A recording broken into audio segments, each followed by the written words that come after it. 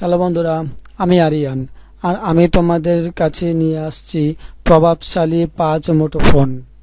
গত 4 দশকে এমন কিছু মুঠোফোন বাজারে এসেছিল যেগুলো ওই সময়টাতে নতুন দিগন্তের সৃষ্টি করে। সম্প্রতি ব্রিটিশ সংবাদ মাধ্যমে দ্য গার্ডিয়ান এমনই প্রভাবশালী 10টি মুঠোফোনের তালিকা প্রকাশ করে, যেখানে 80-র দশকের মোটরোলা ডায়ানা টিএসি থেকে শুরু করে হালের স্যামসাং গ্যালাক্সি নোট 7 স্থান করে নিয়েছে। এই 10টি থেকে বিভিন্ন সময়ে বাজারে ছাড়া 5টি মুঠোফোন থাকছে এখানে।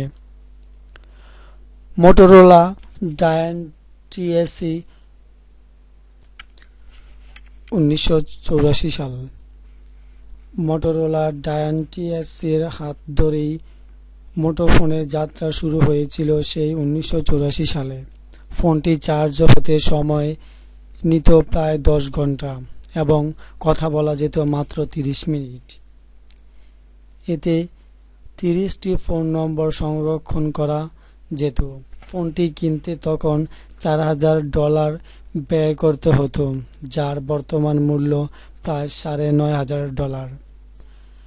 নোকিয়া কমিউনিকেটর 1996 সালে বাজারে আসা নোকিয়ার এই ফোনটি ছিল প্রথম স্মার্টফোন, কারণ ফোনটি দিয়ে ইন্টারনেট ব্যবহার, ইমেল পাঠানো, ব্যক্তিগত তথ্য সংরক্ষণ করা যেত। এছাড়া তথ্য ধারণের জন্য 8 মেগাবাইট এবং ফোন নম্বর সংরক্ষণের জন্য 4 মেগাবাইট স্টোরেজ ছিল। মোটরোলা রাজর 2004।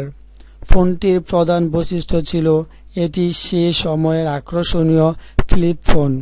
2004 সালে বাজারে আসে এবং ফ্যাশন সচেতন মানুষদের পছন্দের তালিকায় শীর্ষে থাকে। ধাতব কাঠামোর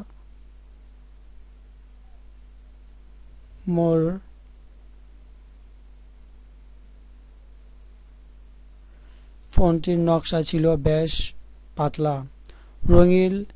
রঙিন পর্দাযুক্ত ফোনটিতে চার্জ দেওয়া এবং গান শোনার জন্য মিনি ইউএসবি পোর্টও ছিল। ব্ল্যাকবেরি কার্ভ 2007 সাল। ব্ল্যাকবেরি কার্ভ 2007 সালে 2টি গুরুত্বপূর্ণ ফোন বাজারে আসে। এর প্রথমটি ব্ল্যাকবেরি কার্ভ 8300 সিরিজের। এতে সম্পূর্ণ কোয়ালিটি কিবোর্ড রয়েছে। নেভিগেশন বোতামের বদলে একটি বিশেষ বল যুক্ত ছিল, যা দিয়ে খুব সহজে দিক নির্দেশনা দেওয়া যেত। এছাড়া ফোনটিতে একটি ক্যামেরাও রয়েছে। আইফোন 2007 সাল। গত দশকের সবচেয়ে গুরুত্বপূর্ণ স্মার্টফোন এটি। স্পর্শকাতর পর্দার নতুন দিগন্ত নিয়ে আসে আইফোন। পাশাপাশি স্মার্টফোন অ্যাপ্লিকেশনের দ্বারা শুরু করে। ফোনটি স্মার্টফোনের 3য় প্রজন্মের সূচনা করে। হ্যাঁ বন্ধুরা, আজ আমরা জেনে নিলাম যে 5টি মুঠোফোন, অর্থাৎ 1984 সাল থেকে 2007 সাল পর্যন্ত যে ফোনটি আমাদের মাঝে হয়েছিল এবং যেটি টপে ছিল সেটি সম্পর্কে জেনে নিলাম। চলো বন্ধুরা, আমরা এইসব জেনে নিলাম বর্তমান যুগ পর্যন্ত। যেটি এখনও বাংলাদেশের মধ্যে টপে আছে সেটি হলো আইফোন।